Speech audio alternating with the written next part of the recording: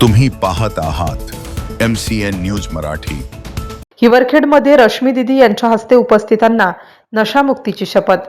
प्रजापिता ब्रह्माकुमारी ईश्वरीय विश्वविद्यालय माउंट आबू यांच्या वतीने राबवण्यात येणाऱ्या 10 कोटी नशामुक्ती संकल्प अभियान अंतर्गत हिवरखेडच्या आत्मसंतोष भवन येथील मुख्य ओम शांती शाखेत जनजागृती कार्यक्रम उत्साहात पार पडला। यावेळी ब्रह्माकुमारी रश्मी दिदी यांनी उपस्थितांना नशामुक्तीची शपथ दिली। या कार्यक्रमाच्या अध्यक्षस्थानी प्रमिला रवींद्र मानकर या होत्या, तर प्रमुख पाहुणे म्हणून गृहरक्षक दलाचे अधिकारी गोपाल परनाटे, संजय खिरोडकर उपस्थित होते।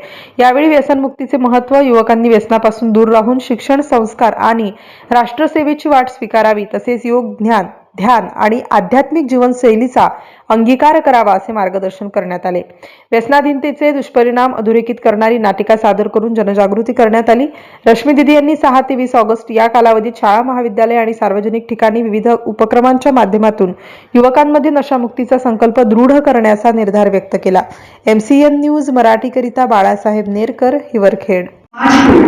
एक नई दिशा देने के लिए प्रजापिता ब्रह्मा कुमारी की ओर से राष्ट्रव्यापी नशा मुक्त भारत अभियान का आयोजन दिनांक 6 से 20 अगस्त के मध्य किया जा रहा है।